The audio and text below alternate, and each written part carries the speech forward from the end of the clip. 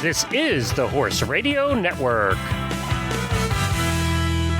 This is episode 255 of the Dressage Radio Show on the Horse Radio Network.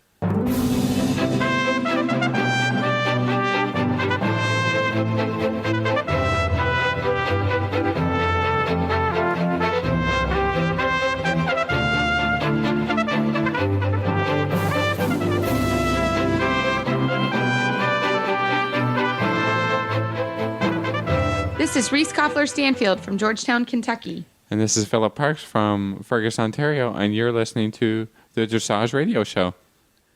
Hi, Hey, Reese. Philip. How are you? I'm doing all right. We had some bad weather there earlier this week. I think you did too. Yes, really. We're getting over it. Snow. It's getting better again, and looking forward to springtime, flowers, all that great stuff. Well, it's back. It was actually such a weird day. What day did it snow? Monday? Tuesday? Yeah, it was so cold. Tuesday. Yeah. We had a nice day on Monday, and then like Tuesday, Tuesday. snowstorm. It was crazy, and you probably got a lot of snow. We got a dusting, but enough to color the grass. But then there was the greenest grass I think I've ever seen in my life, like underneath the snow. It was so weird. It was like, go away, winter. We have the greenest grass ever. And We had a just couple go inches, away. I guess, and then so. Yeah, it's been But tough. hopefully it gets better. You got the Rolex coming up. Yes, next week we have Rolex. So this is when it starts to get really, really busy. The next 2 weeks in Kentucky, actually the next month or so here, it's always super busy and it's wonderful. But we have Rolex, and literally every night of Rolex, usually there's something going on. So Monday night, the University of Kentucky is hosting. It should be a really neat event with Graham Motion, one of the top thoroughbred trainers, and Buck Davidson. So I'm going to go to that and I'll report back. But it's going to be cool. It's very similar to sort of what you and I do, Philip, and that is, two trainers sort of talking about their philosophies, but you have two very different sports. So it should be a really interesting And don't event. forget to go to the listener meetup. And the listener meet up with us on Saturday. And oh my goodness, there's just so very much going on. And the director of the horse park, John Nicholson, is retiring. So there's a big party for him. So there literally is something every day and night next week. So really looking forward to it. And I will also say that we have a holiday at our barn. We have we have 2 holidays in the spring. The holiday is Thursday of Rolex. We go shopping. So everybody from the barn, we make sure the horses are set and where they need to be. And then we all go to the horse park and we go shopping. So it's very fun. It's a fun day. Everyone looks forward to it. And we just kind of relax as a barn and shop and see what's new out there. That's one of the things I love about Rolex is you can see all the new products that are out, new bits, and it's a lot of fun. So really looking forward to the day of just going and hanging out with all of my barn peeps, not at the barn, so looking forward to that. So fun week. And then we have Derby the next week. So it's equally as busy. So should be a lot of fun though. So yeah. Right. Well. And we had our first horse show of the year, which is crazy. It's it was kind of, it feels like show season took forever to get here, and then it's like, oh my gosh, it's here. Then it's right on. Yeah, you're right on top of it, right? Yeah, like whoa, and I have to do all these entries, and it's exciting, but I think it wasn't ready for it. But first show was great. The horses actually were all very, very good. We had really, really bad wind on Sunday, so they had to deal with that. And they were very good considering it was like a tornado. It was really windy. And so they were great. And a bunch of my students qualified. And so it was a good first horse show, actually. Really, everyone did well. My big mare got an abscess, so that was disappointing. I had to withdraw her, but she's fine. She got her shoe back on today. So in the scale of injuries, those abscesses are annoying. They are annoying, and the beauty, my vet met us literally when we pulled up, and he pulled up right behind me when I got home from the horse show, so we took care of her right away. So she should be fine. She should go back to work next week. She'll be fine. Enjoyed a little vacation this week, I guess, and we took all our time soaking. But yeah, so that's where we are. So it's all good stuff for sure down here. So how about you, Philip? Are you feeling better?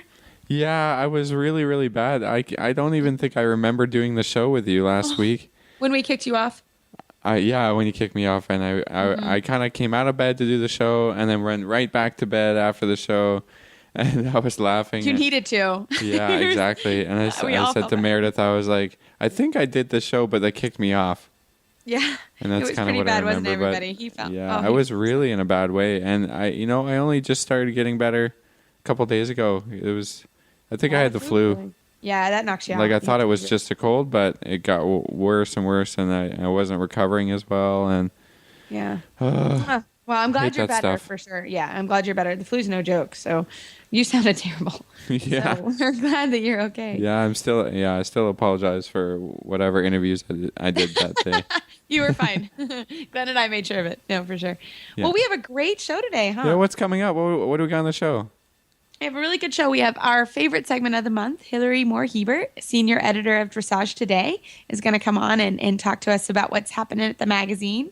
And then we have a really fun interview. And we've been talking about having somebody talk about Western dressage for a while. So we have Elaine Ward from Canada, actually. Yeah, we finally got somebody nailed down to give us an expert on the subject to talk about it. So we're branching out a little bit. We are branching out. I'm very proud of that. This is good because we were saying we know nothing about it, and we're always ready to learn about what's new in dressage, what's new in riding. And so this Western dressage movement, I think, is gaining momentum and is becoming really popular with our Western riders. So we're happy, we're lucky to have Elaine come and talk to us about it. Exactly. So really fun show. So what's in the news, Philip? Well, what do we got here? The world's most extensive equine surfaces study was published. They studied the effect of arena surfaces and orthopedic health of sport horses in the different international disciplines. And the FEI published this study, so I think you can probably look on the FEI website to find out what they found out about surfaces. Yeah, and this is I actually made Philip put this in the news this week because I saw it, and it's so hard, and being a farm owner, and Philip, you also help run and manage a farm, and it's tricky. Footing is it's a hard thing, and it's hard to distinguish. What do you put down? What do you not put down? What can you afford? There's a lot of stuff I would have loved to have put down, but I couldn't afford it. And so how does that work? So I'm actually going to pull this up at the end of the show and take a look at it myself because I think it's really interesting to figure out. Yeah, well, delving into kind of the racing aspect, they went from their dirt tracks to that poly track. Mm-hmm. And now I think there was one of the tracks pulled out the poly track, put dirt back in, right? Yeah. They're Do you finding. know which one that was? I off the top of my head, I don't. I was at Keeneland this afternoon actually, and it's still down there. But I know Keeneland owns a portion of that company, so it's still down there. But they were finding that a lot of the horses were getting soft tissue injuries. Yeah, they weren't having sort of the catastrophic injuries, but they were having the soft tissue injuries. So yeah, I guess with the harder dirt, they were having more bone fractures, and then you get.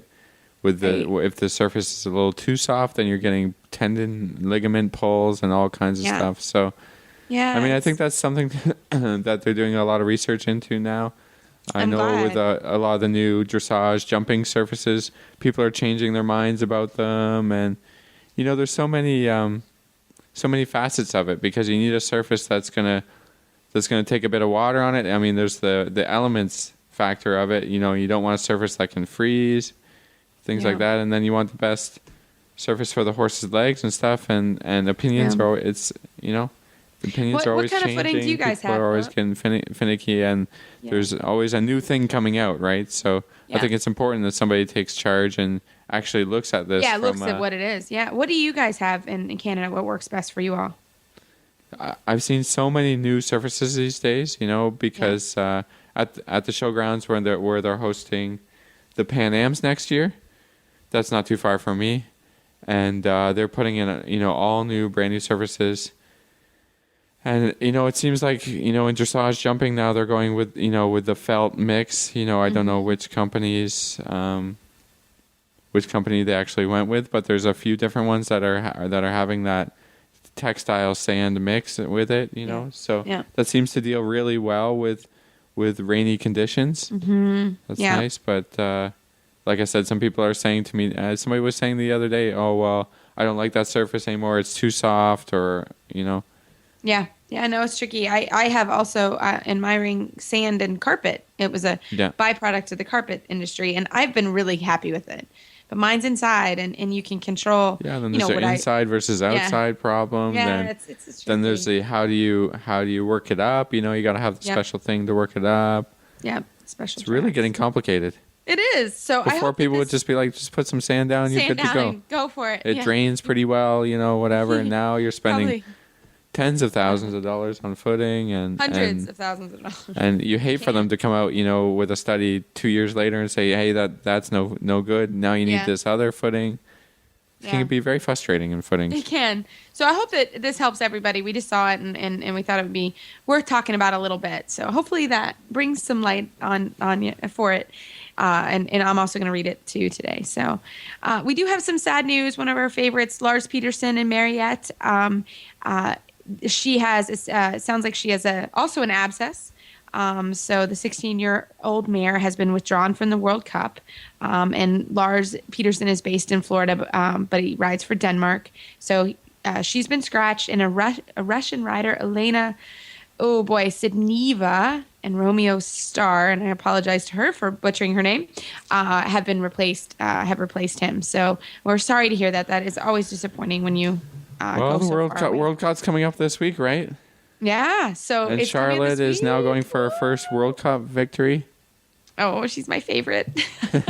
As we all know, we've got to get her on the show. I'd love to talk to her. I'm sure she's wonderful. And so she's starting to go for the Grand Slam, isn't she? Yeah.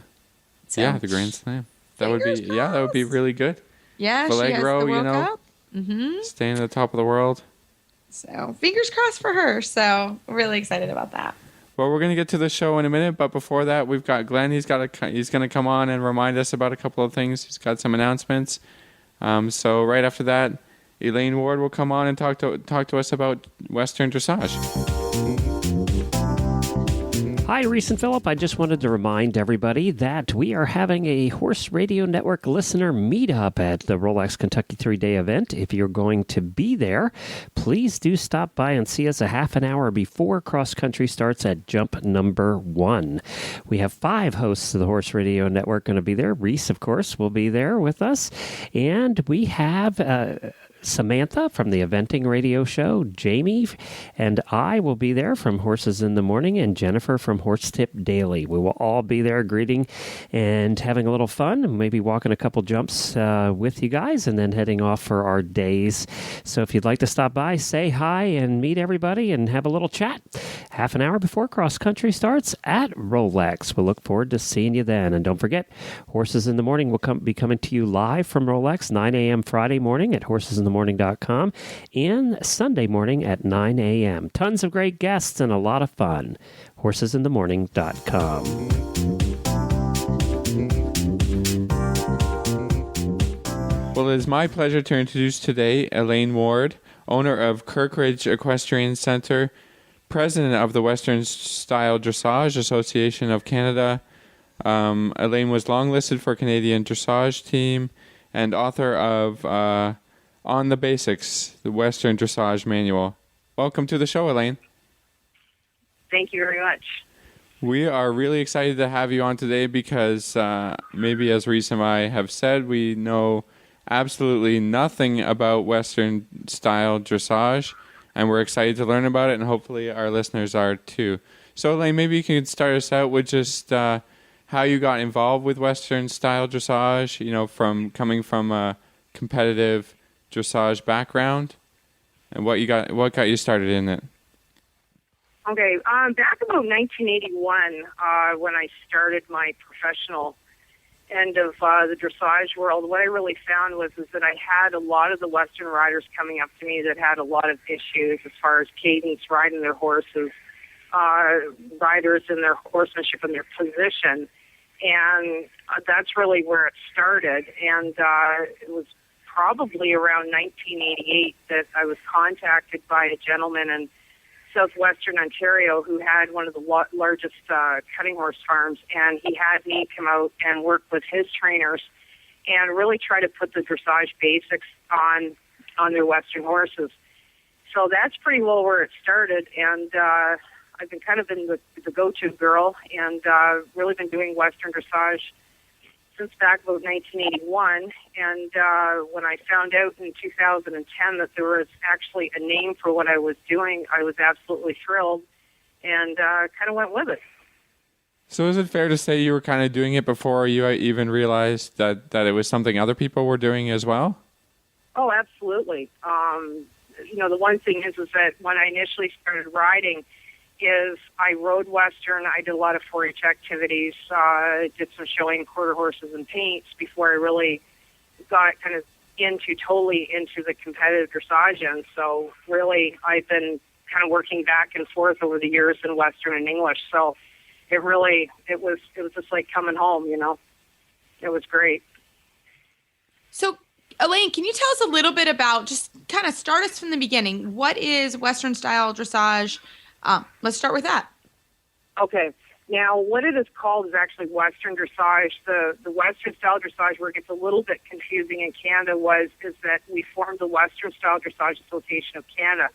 The name really came from Industry Canada, where we couldn't have the name Western dressage because it was too close to not-for-profit associations in Western Canada.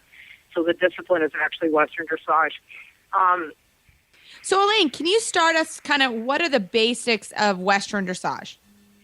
Well, the basics in Western dressage are exactly the same basics as regular dressage. We work through pretty well two concepts, either working through the German training pyramid or going through the French School of Lightness. The second one I really prefer is the French School. And what we're looking for is the three main goals at the beginning, and the basics is we're looking for attention, relaxation, and balance on the horses. And we're really working within the conformation of the horses. We're not looking for those big, huge moving kind of warm bloods, because the majority of the horses that we are working with are the Western bred horses. So what we're doing is we're taking it from that point and then continuing on to have the horses become relaxed, forward, supple, willing, and obedient, so that those horses can not only compete in Western dressage classes, but also they can go into other disciplines. The one student that I have right now who's done extremely well, she's been in the Extreme Cowboy competitions, and she won the 2013 Ontario Extreme Cowboy Championship. She won the open and the non-pro division. So she's really found a huge benefit to it, because now that she's understanding the language of her horse, and she's also understanding the language of her own body, people are just coming up to her saying, "Where did you get that training from? You're amazing. Everything's smooth. Everything's precise." So that's really what Western dressage can be. It can be between doing it as competitively, riding through the levels and riding the patterns, but it also can be used for riding into other different Western disciplines.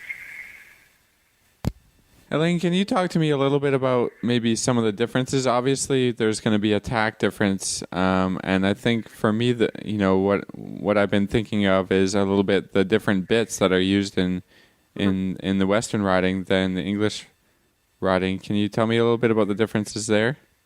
Right. Well, the first thing you have to realize is that within our rule book from the Western Style Dressage Association of Canada and the Western Dressage Association of America is that we do not like harsh bits. We encourage, at the basic levels, is that the horses are ridden in snaffles. Also that we also permit bitless, and we permit bozzles on the horses. So that's really one of the big differences. But I think the one thing that is really kind of one of the misconceptions is that when you take people from that's only ridden strictly English, is that they see the curves on these horses, and realistically, I mean, the lightness we have on these horses is incredible. I mean, what I would be looking for in a dressage horse myself personally. And the fact is that these bits are very soft. They're not the high curves. They're not the huge forks on them. The bit that I actually use on my one mare, KFL Moz, is that it's called a transitional curve, so that that even though we are permitted to ride two-handed, is that the bit is very, very light. It's almost, it looks like kind of an extended kind of mullen mouth with the round mouth inside.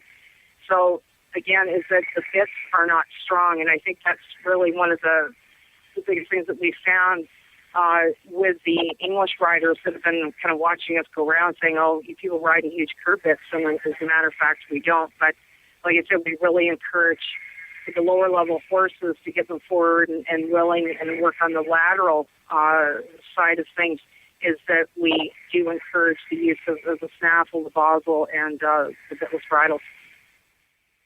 So tell us, what are the levels? You know, in dressage or regular dressage, you know, you have training level, first level, second level. How does it work in Western? Pretty well the same. We start with an introductory test, which will have the riders come in and they will do like a working walk, a working jog at the intro, which is pretty well the walk, the beginning, and then we go up to basic level, which is pretty well the same as riding training level. We have the riders go in and they do a working walk, a working jog, and a working lope, and they do the 20-meter circles. They change direction. We start more of the little bit more complicated at level 1, which will be asking the horses to do a turn on the forehand, 360 degrees compared to the old dressage test. It used to be 180. A turn on the haunches, which can be either done from a halt or from a shortened walk.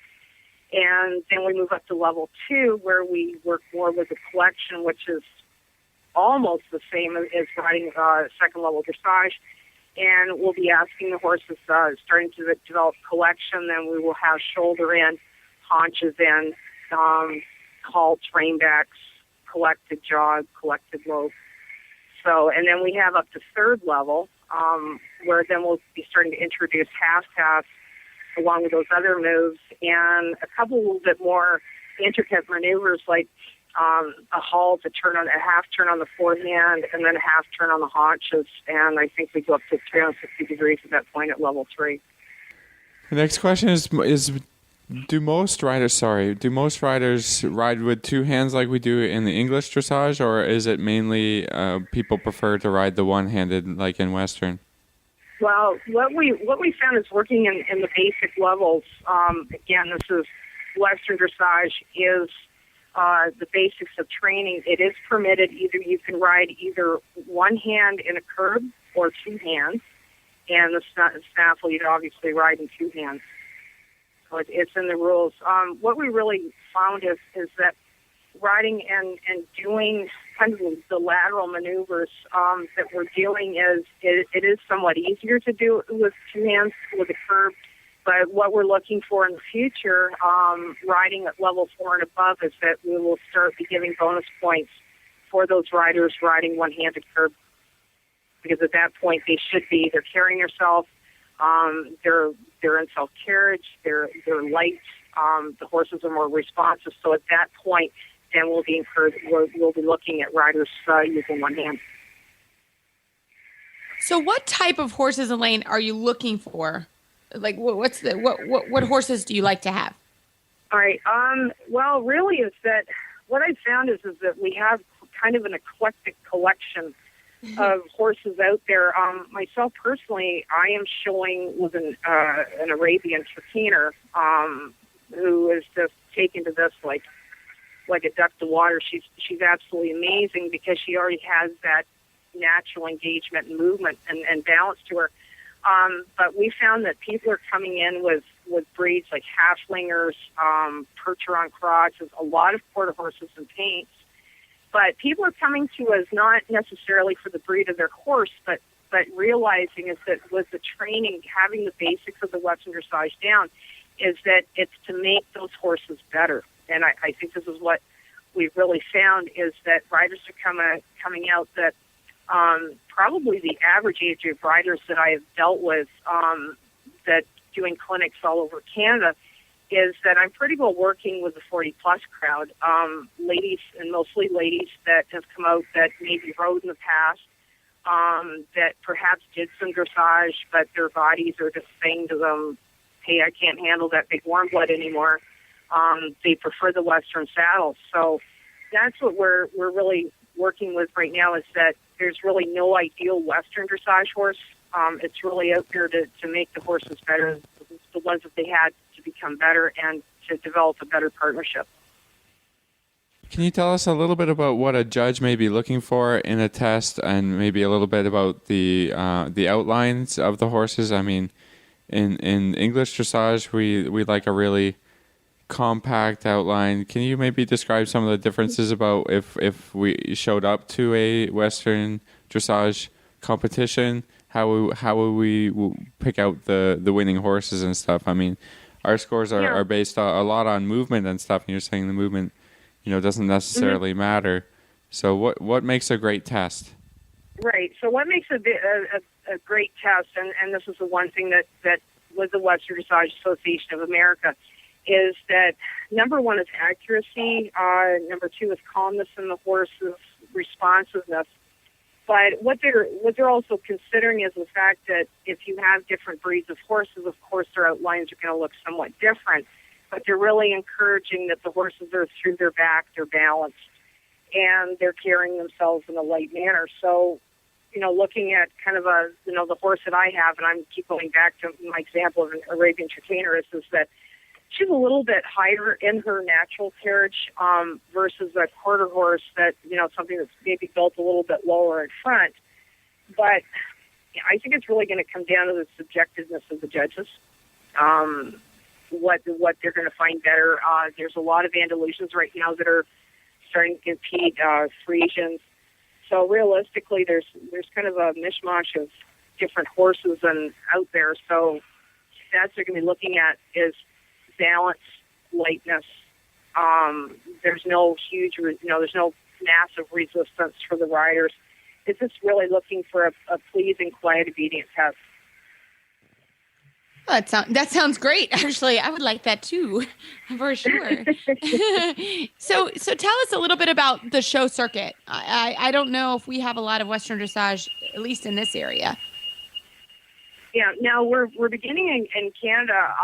What we're doing is we're slowly starting to move into the dressage competitions. Right now, as it stands, is that because Western dressage is not a accepted discipline yet by Equine Canada, although we are working on it. We have been permitted to put the Western dressage classes into the it's called the miscellaneous category at any level show. So what we've been doing is piggybacking on the dressage shows at this point, pretty well just because of the numbers. I mean, we've only had the Western Style Dressage Association of Canada going since 2011. But what we're finding now is that this is what we've been doing is moving it into those type of shows. For example, is that we have in Ontario we have Western dressage classes in the bronze level shows. We have them at schooling shows, and versus Alberta where it's really catching on fire, is that they're allowing the Western dressage classes to be put into the golds, into the national level shows, which is wonderful. Interesting. That's cool how you can just, maybe they can get them combined together and then, just it would expand the sport so much. Dressage. Yeah. No, maybe you can help me differentiate between Western dressage and reining, which we hear a lot is the dressage of the Western world. Right. Now, reining is a totally different discipline. But if you thought about reining at the beginning, where they're asking the horses to be relaxed, forward, calm, working on the lateral longitudinal suppleness, that's where Western dressage is. It's where at that point where if you had a horse that was a decent mover that was going around quite well, is that if it was your decision to take that horse into reining to do the higher level stuff, pretty well I could say that the same thing is that if you had a horse that had good basic level training, whether you wanted it to turn into a dressage horse or a jumper or a hunter, that's the point where you'd take that horse. So that's where we're working with Western dressage, is to take them down to the, we call them the molecular level of training, and really not only the benefit for the horses, but also for the riders, having the riders understand communication with their horses. A lot about really solid basics, I'm sure. Exactly. Right. Well, Elaine, I want to thank you for coming on the show with us today. If people want to find out more information about you or about your book or about Western Dressage, how would they do that? Yeah, probably the simplest way to find me is if you go on the internet and you type in westerndressage.ca. That'll put you to my website, and it'll also give you a nice little link there that you can go in and you can check out my book, which is called On the Basics, the Western Style Dressage Manual. If you want any information regarding the Western Style Dressage Association of Canada, our website is westernstyledressage.ca. And I think I found a little information on Facebook as well, right? Yeah, we're also on Facebook. You can check it out, Western Style Dressage Association of Canada, or my book's on Facebook. And if you type in On the Basics, the Western Style Dressage Manual, I'm sure it will pop up. That's great. Well, thank you so much for coming on the show and teaching us everything about Western Dressage. Okay, wonderful. Thanks for having me. Well, that was quite an interesting discussion on Western Dressage. I look forward to learning more about it. I think it's a really cool kind of branching out of our discipline. So I love it. So right after this commercial break, we have Hillary Moore Hebert, senior editor from Dressage Today, and she's going to do our monthly segment on what's going on at the magazine.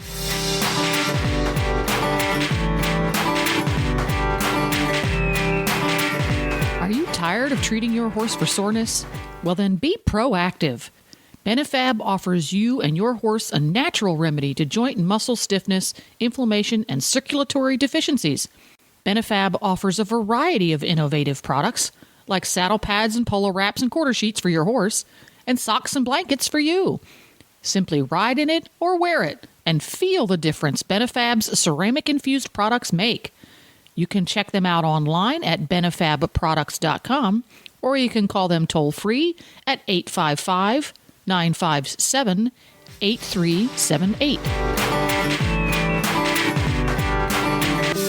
Well, I am so excited to have Hillary Moore Hebert, the senior editor from Dressage Today, on for our favorite segment of the month. Hillary, how are you doing this week? I am doing fantastic. How are you guys? We are doing great. Thank you for coming on the show a little bit early this month. Oh, no problem. We have Rolex. Yeah, we have Rolex next week, so we're going to do a recorded best of show. So thanks for coming on. Oh, and our friends over at Practical Horsemen who share the office with us are actually headed down there, I think, for a marathon amount of coverage as well. So make sure to say hello to them. Excellent. That sounds great. Well, Hillary, what is in the magazine? What are we talking about today? So because April is my birthday month, and because we're on a little bit early, I'm giving you guys all a treat, and I'm going to talk about the May issue, which has not come out yet, but I thought it would be sneak preview. Sounds great. Yes. Yeah. So the first thing that I wanted to talk about was we got to have an exclusive interview with Robert Dover, who's our a new-ish technical advisor, chef to keep for the U.S. national dressage team. And it was a really cool interview. And I thought that it was really interesting because he mentioned in his interview that his very first CDI at the Grand Prix level was the 1984 Olympic Games in Los Angeles, California. Really?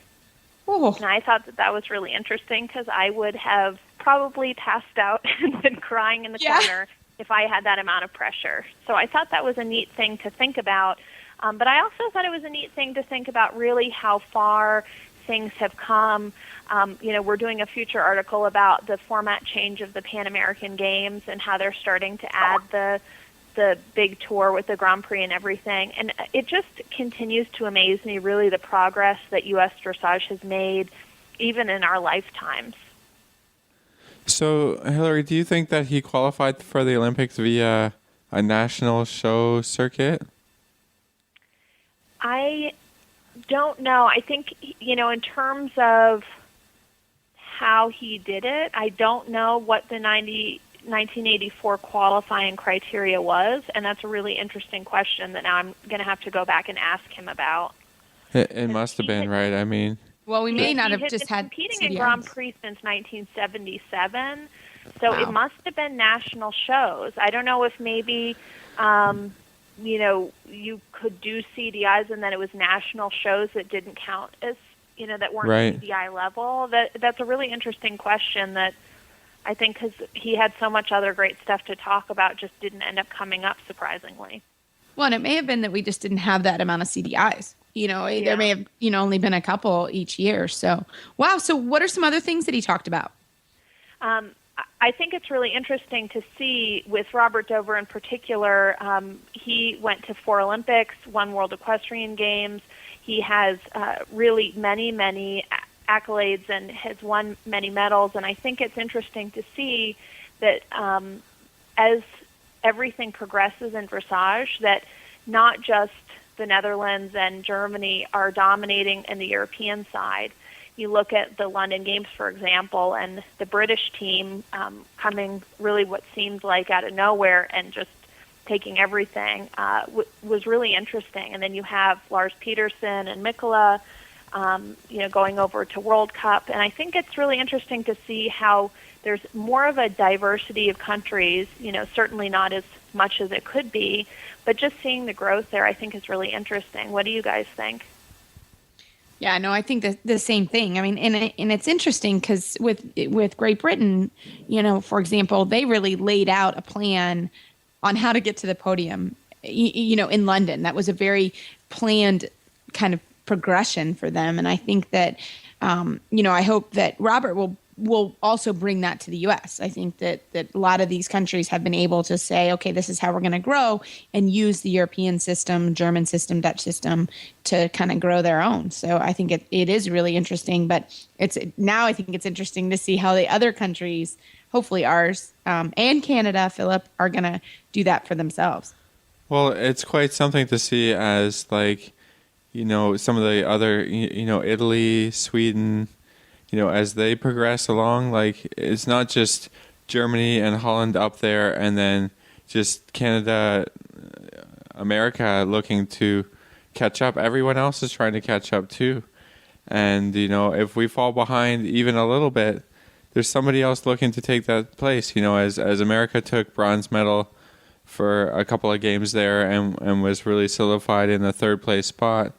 Now it can be anyone, really. It can be any one of the countries that will just come up with, they've got the training systems, they got the breeding over there in Europe as well. I think they got that kind of figured out. It's becoming much more of a global sport, and it's really good to see. I mean, it's a little bit, it doesn't take much to fall behind. I think Germany found itself a little bit in trouble coming up to this games, and they of course have all the depth that you would want in a country with Grand Prix horses and trainers and stuff. But anyone is ready to step up, and it's good to see. It's not so much okay, you go into the World Cup or you go into a games and say, here's the placings, first through fifth, that's who's got it. So many horses are close. And can just, have a good games and step up and win a medal. And, it's really worldwide now. That's good to see, yeah. And I think it's, definitely something that you can see coming up with Helen Lange-Hennenberg and Charlotte Dujardin that are going to be going, head-to-head. And really it is those matter of those points and how, how much you're riding. Because you can get a certain percentage, but then can you get that extra little bit because things are getting so close? And I think what's interesting is sort of knowing at least that your baseline is at a certain point, and that is one thing that Robert talked about in the interview, is that that he sees in the United States quite a few combinations that are showing the ability to reach near or even 80%, and that having beautiful gaits, responsiveness, and forward attitudes, and a great ability to find the balance necessary for the most difficult movements are all things that are qualities that they're looking for U.S. horses, but also, are developing with all the programs that are coming around. And I think it's interesting to think about sort of tactically that you're saying, okay, we need to at least have that for the team to be in contention, and then the rest is really pushing yourself. Yeah, it's really, the standard is way up there now. Stefan's talked about it in a lot of articles and things, and you need an 80% base now to compete worldwide and to be looking for podium spots. It used to be, 70 was great, 75 would get you there. That bar has just gone to that next level, and it's great to sit and watch these tests at home. On the worldwide, we have access to YouTube and all these things to see how wonderful these tests are. But when you're thinking like, I've got to reach that level, it takes so much. It takes so much more. The horses have to be better. The riding has to be better.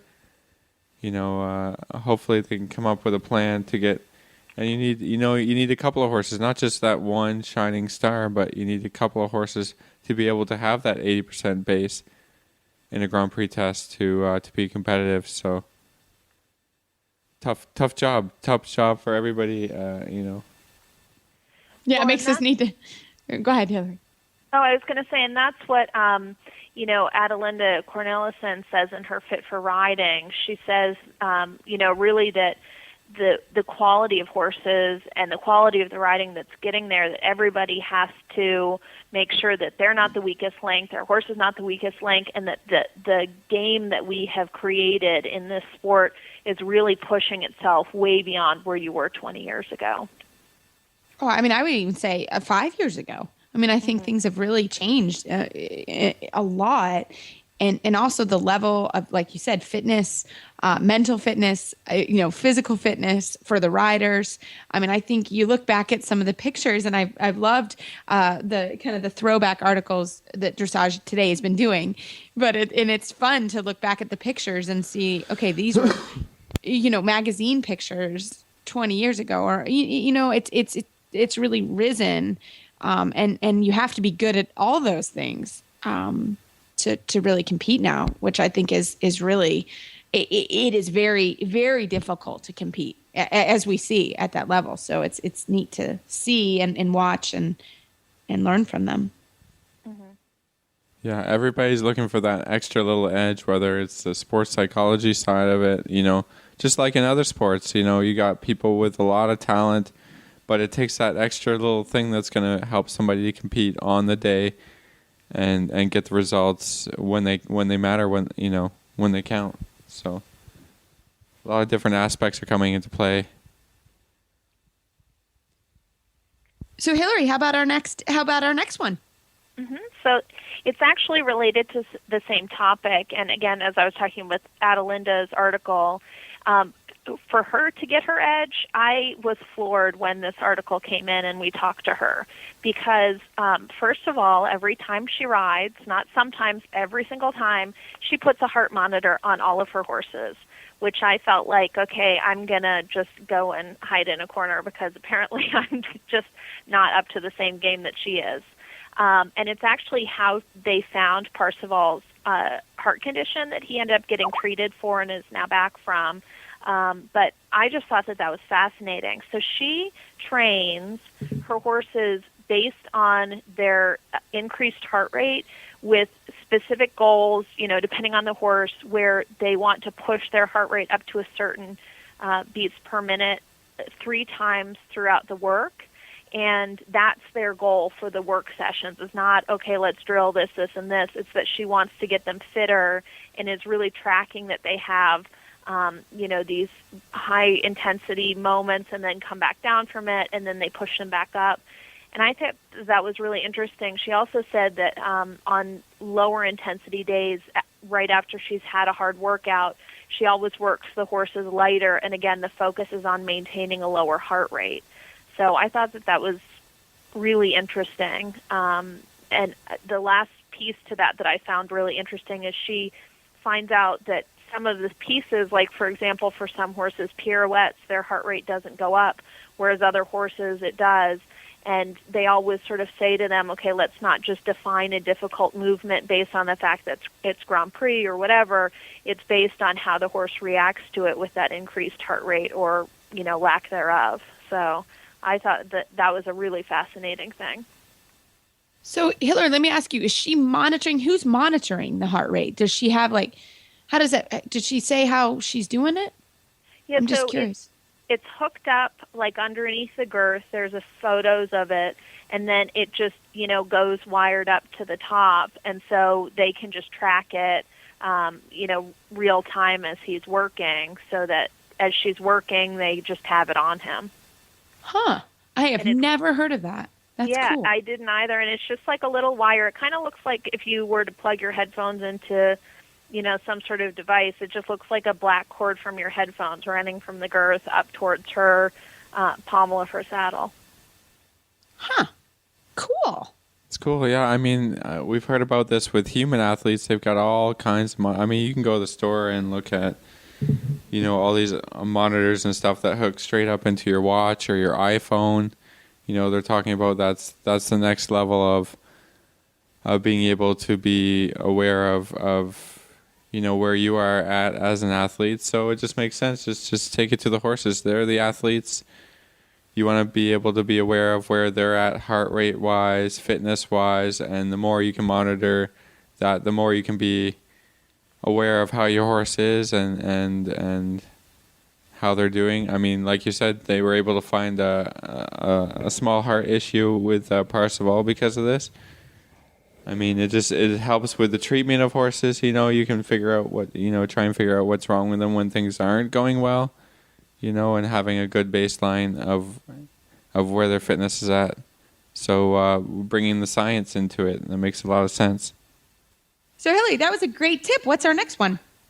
So it's, again, Adelinda, because in case she's not already overachieving enough, she on Wednesdays, every single Wednesday, drives an hour and a half to go train from 11:30 to 1:30, unmounted exercising. And she feels as though, again, like her horses are athletes, she needs to be as well. And she has some neat exercises. She talks about how she brushes her teeth standing on one foot to develop balance. She works on things like, that exercise where you put your hands out and someone tries to slap them before you move them away. She does reaction things so that, it's the same way. Say your horse pulls forward, it develops your reaction time. So she does things like that. And then also coordination. So she would maybe do some exercises like boxing, trying to hit the palm of somebody as they move it around. So it's, again, balance, reaction, and coordination. And she never does the same exercises twice. They go around and do all these different things, throughout her time, and they just play with different exercises. And what's really interesting is while she's doing this and doing all these different exercises, her mental coach that's there walks around the gym with all the athletes, and instead of talking about how people feel, he'll actually ask them how they feel as they're doing things that feel uncomfortable for them, saying, how is your breathing? Do you notice that you're holding your breath? Are you stiffening up anywhere? And he kind of tracks these things as they perform so that he notices what people tend to do. Do they tend to get tight in their shoulders when they're nervous? Different types of things. And then he works on that to help them make sure that they're paying attention and avoiding those things when they're performing, which can then translate to the saddle. Wow. Man, they're working hard, eh? I'm like, wow. That goes back to sort of the first topic we were talking about, how when you compete at the international level, it is a different animal. I mean, those are the type of things that, I didn't work on those things, but you certainly had to step up my fitness level. I mean, those are incredible things. But those are the demands that these riders have on them, that they need to be able to do that. So it's incredible, actually, that she even, number one, shared it with the magazine, because that's awesome.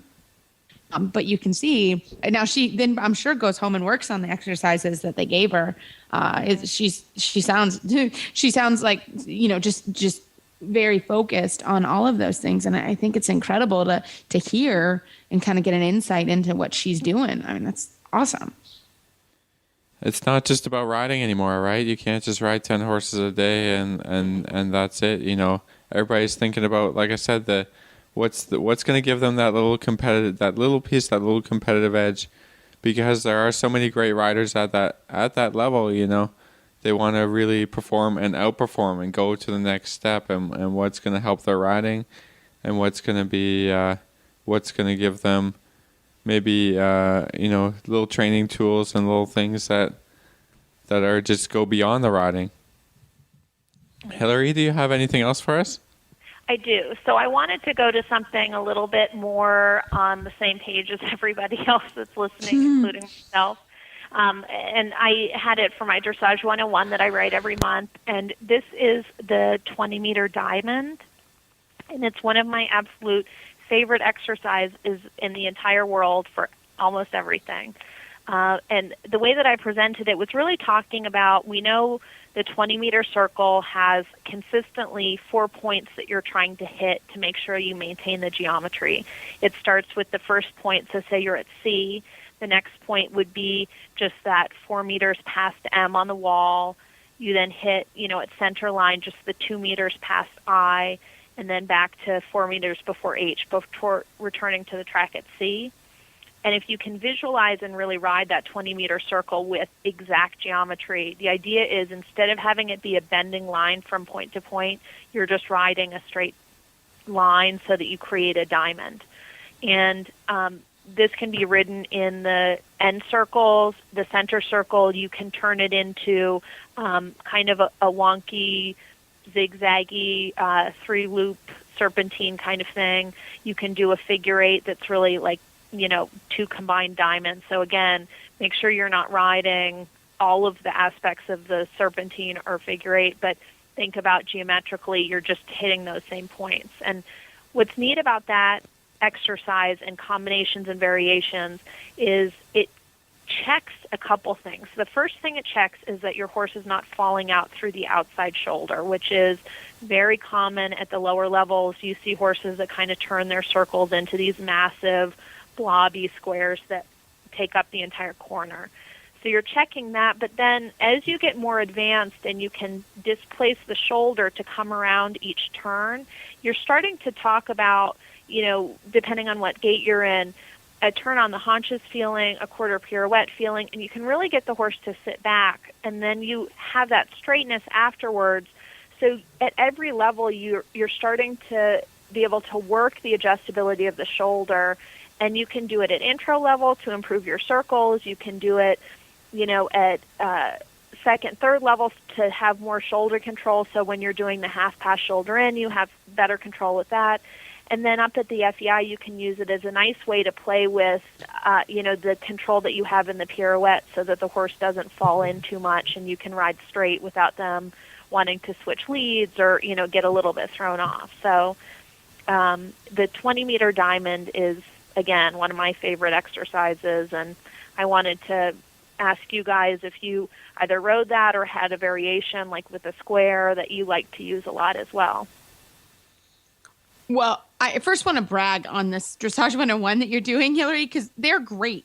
I sat down and I read last month's was on serpentines, and it was so great. It is posted in my tack room. Like, these are really, really helpful exercises that I want to encourage everybody to use, because I literally wrote this down, and I have another horse, actually 2 more horses to work today. So they're going to do this exercise because it's like, that's a great exercise. And I do it on a square, but I've never quite done it the way that you're describing, and I love it. And you could do that. I mean, that would be good for any level of horses.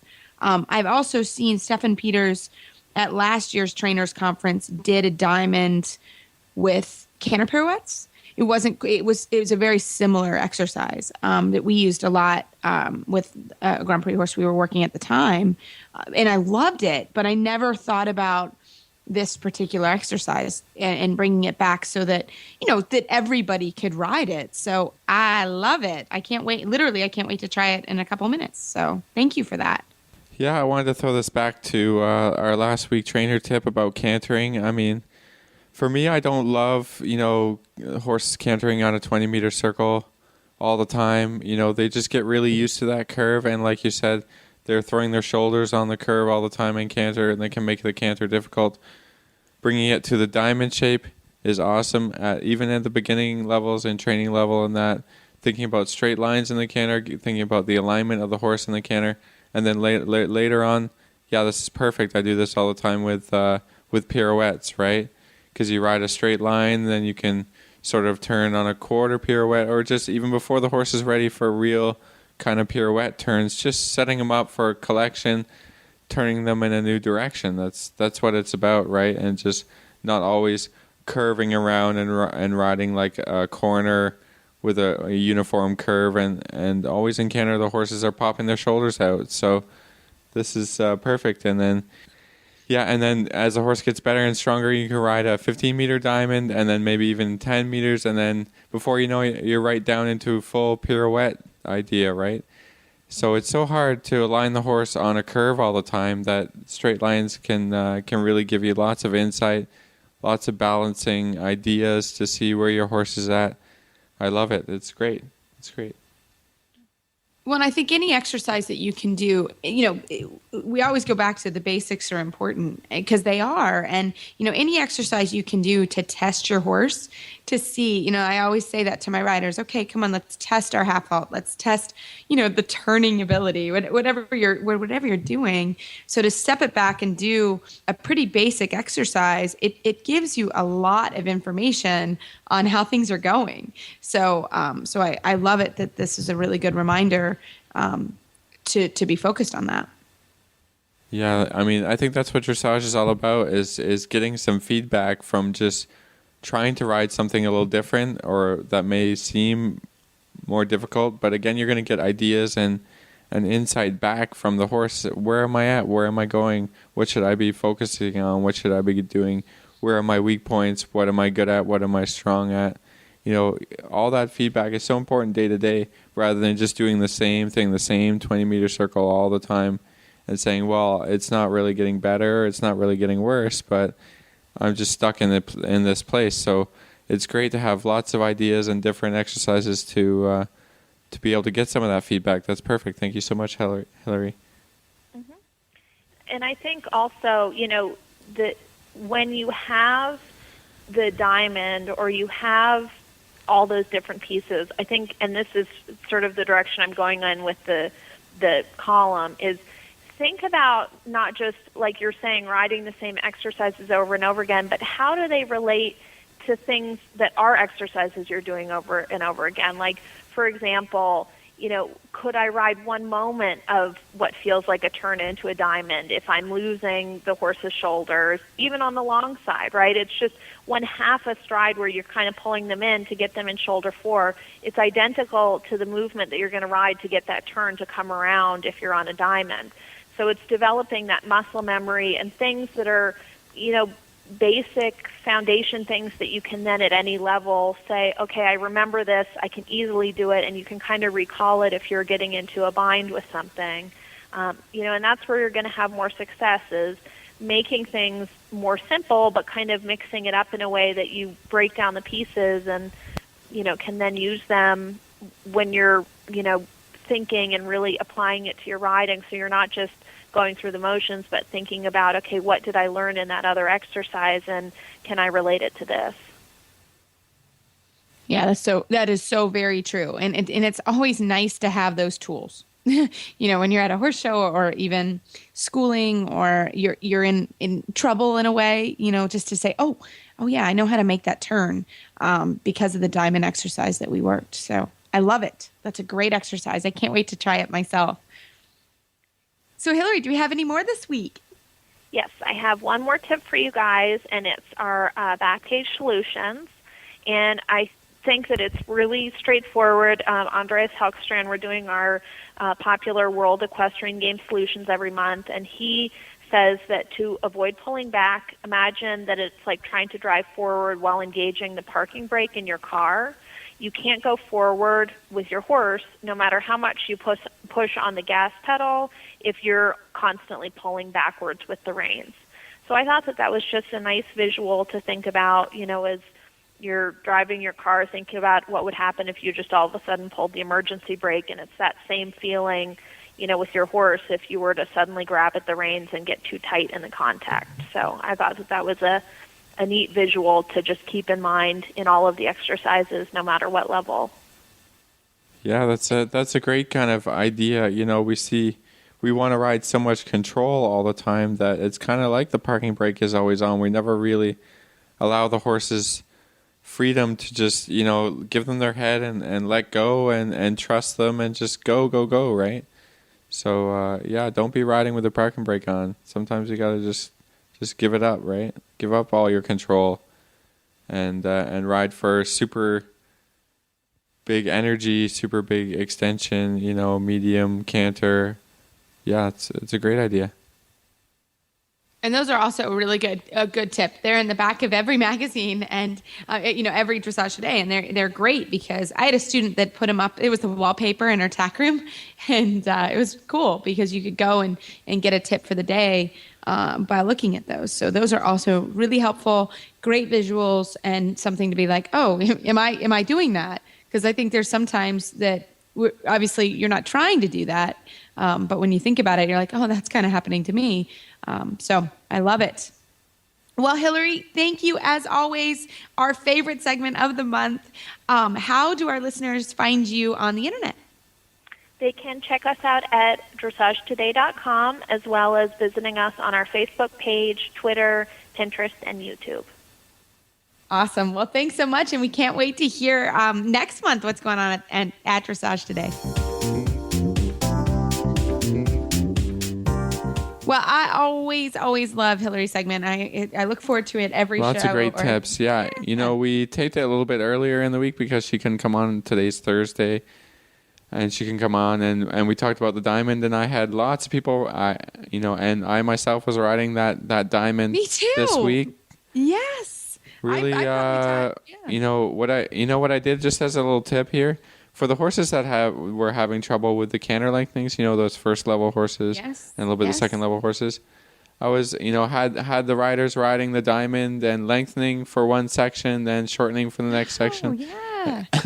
Yeah, and it really helped the horses wait a little bit and the riders understand how to make the half halt in the canter, because when you come around that turn, you got a half halt, get that shoulder around, rather than letting the horses just careen through through the corner of the rectangle. I think it really helps. So give that a try. Yeah, give it a go. I also, very similar. I used it on a couple different horses. Also, one is a young rider, a junior. She's a junior. She's 12. She always has trouble with her horse falling out the shoulder. In every gait, walk, trot, and canter. She sort of common problem. A teenage girl mind and completely forgets to steer, and then she's sort of falling out of the ring. And it's been going on for a while. And every week we work on it, and she was awesome this week. We did that diamond, and same thing. It really made her focus on turning the shoulder and the outside rein, and so it was fabulous. It really was a good deal. She did a great job. I also used it with some young horses. Little man has such a big canter that he also struggles a little bit with that turning, that idea of turning. So.